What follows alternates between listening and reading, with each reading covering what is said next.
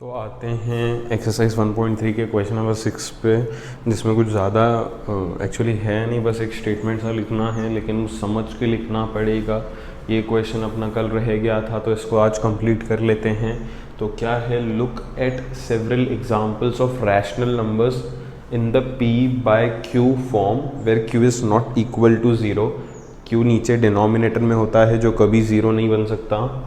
Where p and q are integers, जहाँ पे p और q दोनों इंटीजर्स होंगे with no common factors other than 1।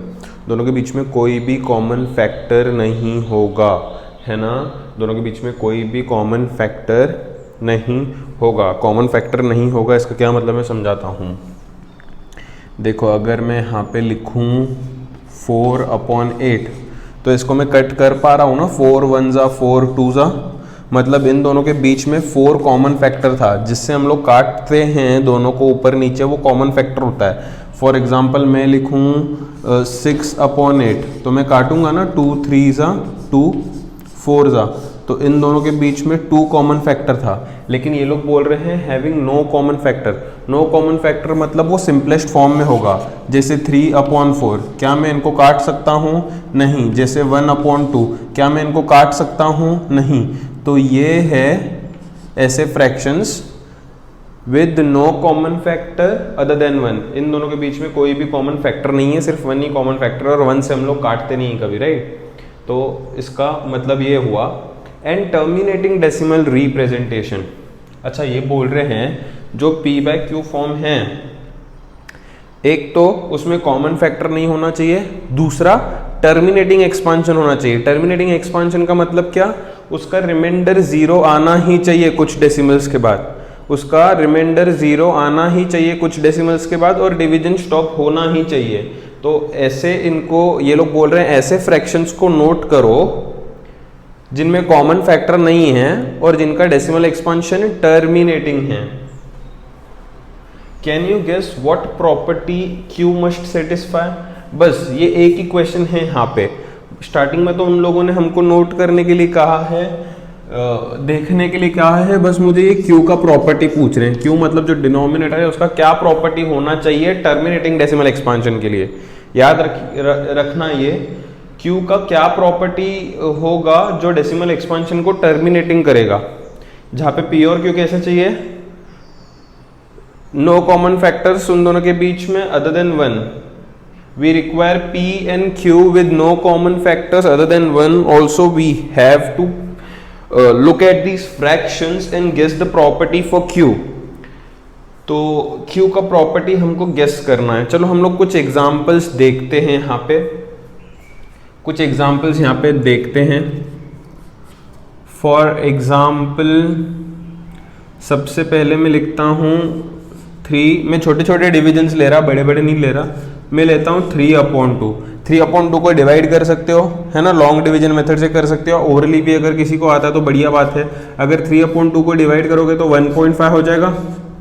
अगर मैंने 3 को 2 से डिवाइड किया तो 1.5 आया, मतलब टर्मिनेटिंग डेसिमल एक्सपांशन ही है ना। 3/2 अगर डिवाइड करोगे तो रिमाइंडर 0 आता है। देखो 3 अंदर 2 बाहर, बरोबर है 2 1 जा 2, 1 बचेगा, आगे कुछ भी नहीं है, 0 लगाया तो ऊपर पॉइंट आएगा, 5 जा 10 आया, रिमाइंडर 0, रिमाइंडर 0 आया और कोशेंट 1.5 आया, तो ये टर्मिनेटिंग हुआ। दूसरा अगर मैं लेता हूँ 4/5, इसको डिवाइड करोगे तो कितना आएगा? 0.8, फिर रिमाइंडर 0 आएगा, चेक कर सकते हो। 4/5 था ना, तो पहले तो 0 लेना पड़ेगा, 4 एज इट इज, आगे 0 लगाऊंगा 40 हो जाएगा, तो ऊपर पॉइंट लेना पड़ेगा, 8 जा 40, फिर से 0 आ गया यहाँ पे। दूसरा एग्जाम्पल लेता हूं मैं यहाँ पे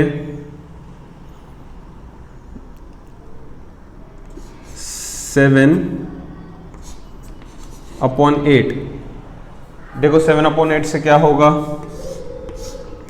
7/8 पहले तो 0 ही लेना पड़ेगा, 7 एज इट इज 0 लगाएंगे तो ऊपर पॉइंट आएगा, 70 के सामने 8 के टेबल में 8 8 जा 64 हो जाता है, 6 रहेगा, 0 लगाएंगे 60 हो जाएगा। 60 के सामने 8 7 ज़ा 56 हो जाएगा। 4 बचेगा, 0 लगाएंगे 5 ज़ा 8 5 ज़ा 40, राइट। देखो 0 आ गया फिर से, 0 आ गया फिर से। तो 8 से डिवाइड करा था तो कितना आया था 0.875। और कोई नंबर लेते हैं 11/20 लेते हैं। 11/20 उसका डिवीजन करते हैं। 11/20 तो 0 ही लेना पड़ेगा पहले तो 0 0 हो जाएगा। 11 एज इट इज आगे अगर 0 लगाया तो ऊपर पॉइंट आएगा।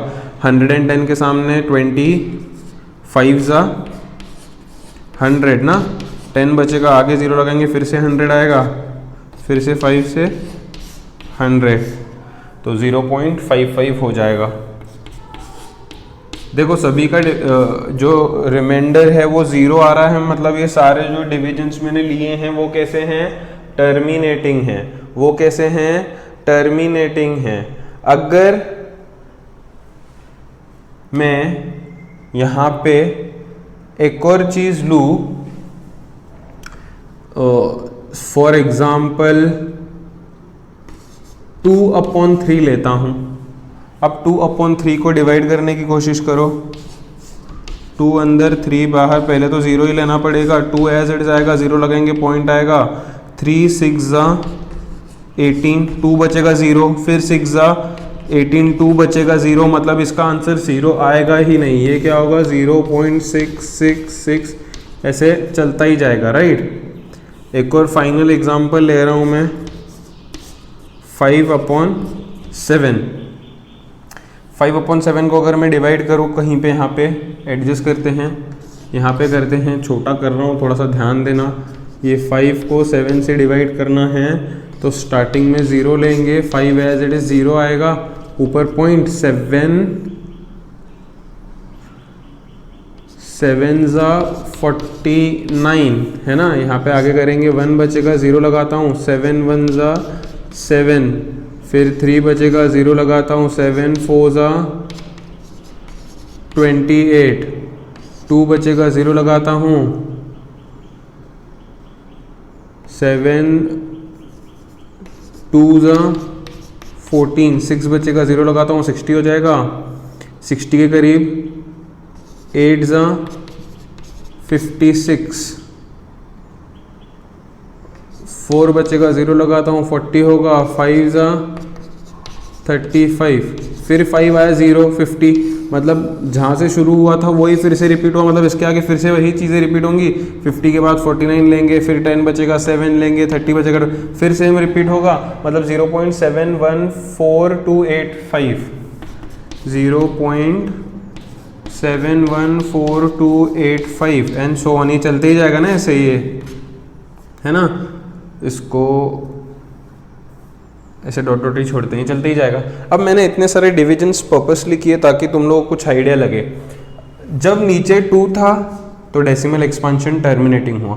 जब नीचे 5 था तो डेसिमल एक्सपांशन टर्मिनेटिंग हुआ। जब नीचे 8 था, 8 क्या है, 8 का मतलब है 2 इंटू 2 इंटू 2। 8 का मतलब क्या हुआ, 2 इंटू 2 इंटू 2। 8 मतलब 2 के फैक्टर से ही बनता है ना, तो नीचे 2 था तो टर्मिनेटिंग हुआ, 5 था तो टर्मिनेटिंग हुआ, 8 था तो भी टर्मिनेटिंग हुआ। 8 था तो टर्मिनेटिंग क्यों हुआ, क्योंकि 8 जो है वो 2 के फैक्टर्स से ही बनता है ना। तो 2 के फैक्टर्स जब आ रहे थे डिनोमिनेटर में तो भी टर्मिनेटिंग हुआ। अब इधर 20 था तो टर्मिनेटिंग हुआ था। 20 के फैक्टर्स निकालने आते हैं तुम लोगों को। 20 के फैक्टर्स देखो क्या होंगे, 2 10 2 5 5 1। 20 के फैक्टर्स क्या होंगे, 2 इंटू 2 इंटू 5, मतलब 2 और 5 था तो भी टर्मिनेटिंग हुआ। देखो 2 पे टर्मिनेटिंग हुआ, 5 पे टर्मिनेटिंग हुआ, 2 के फैक्टर्स पे टर्मिनेटिंग हुआ, 2 और 5 के फैक्टर्स पे टर्मिनेटिंग हुआ।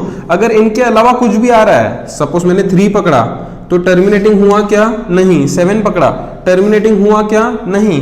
तो denominator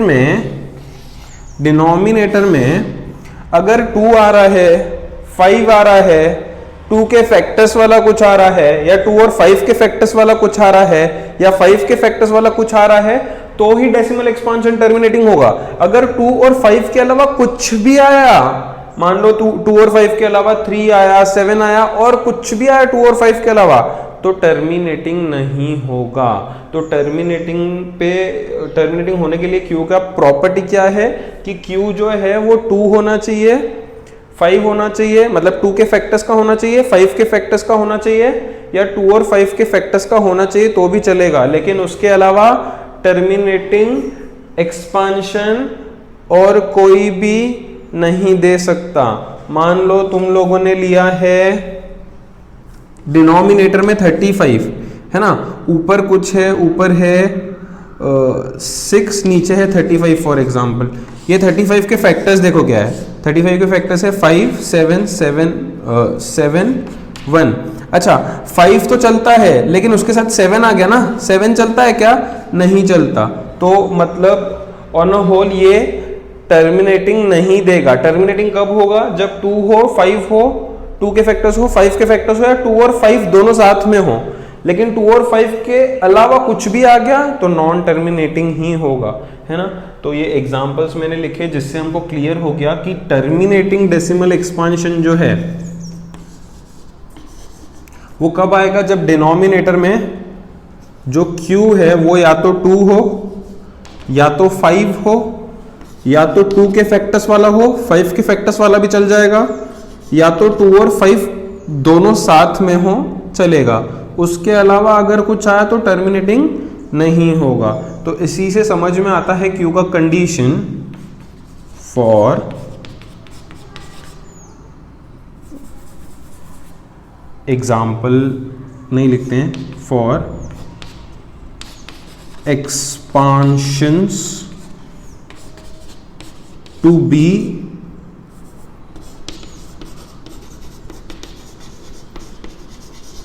terminating, Q must have